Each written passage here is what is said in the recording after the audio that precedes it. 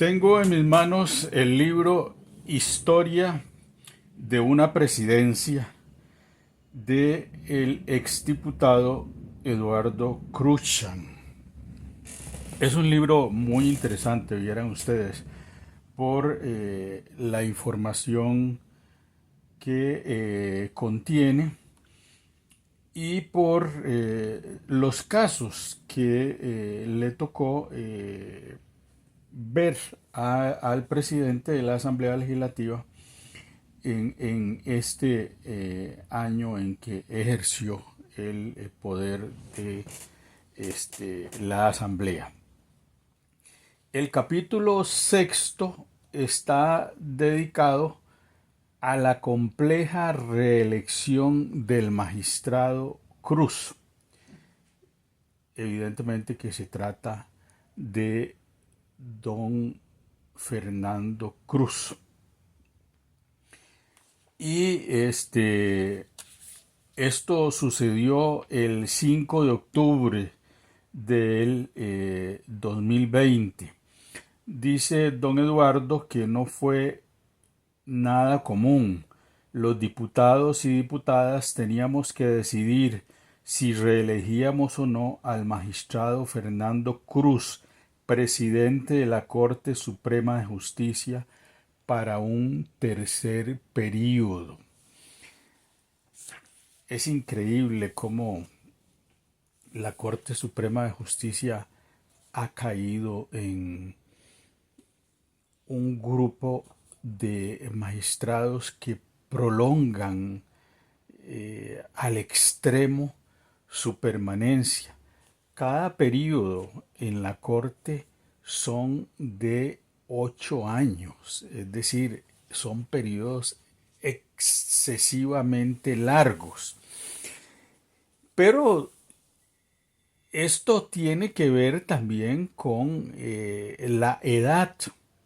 En el momento en que el magistrado Cruz presenta su candidatura a la reelección, rondaba los 72 años, lo cual supondría que su mandato lo terminaría a los 80 años. Determinarlos, evidentemente, por el tipo de pensión, por el tipo de salario, se convertiría en una pensión de muchos y muchos millones. Por su labor, bueno, yo a eso me atengo a lo que piensen sus colegas y sus jueces y la gente que los rodea. Para el pueblo de Costa Rica, la obra de Fernando Cruz no pareciera ser suficientemente consistente. Hay algunos reveses que son fundamentales y que en los que él no ha demostrado su pericia. Pero bueno, esto es asunto personal y de gremios. Sí me llama la atención que en ese capítulo sexto, el epígrafe con que empieza el escritor, el que escribe el documento, don Eduardo Cruxan, lo preside de la siguiente frase: no, donde hay poca justicia es un peligro tener razón. Es una cita de Francisco Quevedo, escritor del Siglo de Oro español. Donde hay poca justicia es un peligro tener razón. Qué grave, ¿no? Es grave, es muy grave si uno empieza a analizar. Porque entonces, ¿a qué se refiere don Eduardo? Si en ese momento en la Asamblea Legislativa había poca justicia, era un peligro tener la razón, y tener la razón podría ser no elegirlo. Luego él empieza a hacer un recuento de lo que fue esa sesión de 5 de octubre del 2020. Dice, no resultaría una sesión común y corriente. Al frente los diputados teníamos que decidir si reelegíamos o no al magistrado Fernando Cruz, presidente de la Corte Suprema de Justicia, es decir, ocupaba un alto cargo, el cargo más alto a que se puede llegar a la Corte Suprema de Justicia, por un tercer período. La elección no resultaba nada fácil en su tramitación y definitivamente en mi gestión como presidente legislativo fue uno de los momentos más incómodos que experimenté. La compleja elección empezó con su trámite normal. Recordé el procedimiento para votar con boleta, en la cual las señoras diputadas diputadas y diputados debían marcar si estaban de acuerdo o no con la reelección. Como sabrán, para que don Fernando no continuara en su cargo, se requerían 38 votos en contra.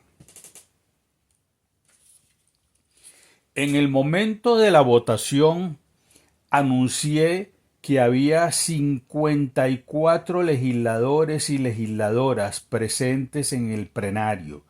Sin embargo, fui informado de que 3 congresistas ingresaron por una puerta de emergencia cuando ya la votación había iniciado, luego de haber dado la orden de cerrar las puertas. En ese momento advertí que el proceder era inapropiado. La situación me obligó a anular la votación.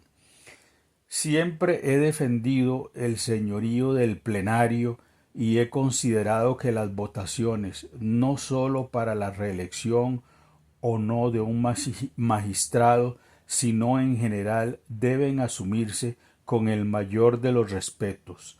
Lo acontecido aquel día me llenó de vergüenza por el lamentable y triste espectáculo que dio la Asamblea Legislativa.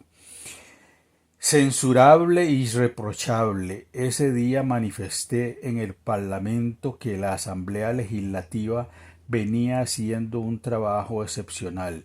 Durante el primer año de nuestra gestión sacamos 117 leyes para este país. Durante el segundo año 154, y en lo que llevamos del periodo en ese momento esperábamos las 70 leyes. Es una lástima que aunque muchos críticos de la Asamblea Legislativa nos habían reconocido una buena labor, en aquella triste sesión borramos con el codo lo que hicimos bien con las manos. Y bueno, ahí está Fernando Cruz sentado en la corte como magistrado, para que veamos entonces cómo desde las instituciones de mayor prestigio de la democracia costarricense suelen practicar fórmulas antidemocráticas, como introducirse por puertas traseras, por irrumpir cuando la votación ha dado inicio.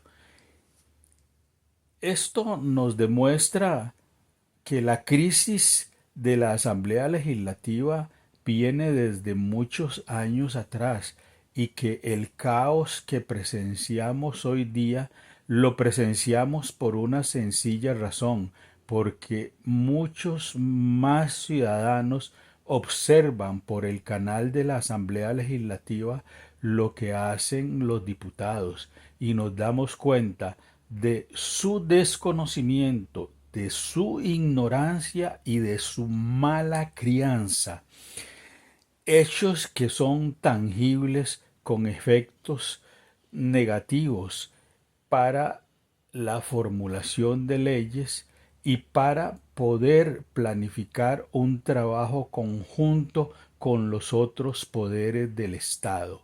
En verdad que desde hace mucho tiempo que andamos por malos rumbos. Que tengan todos un muy feliz día.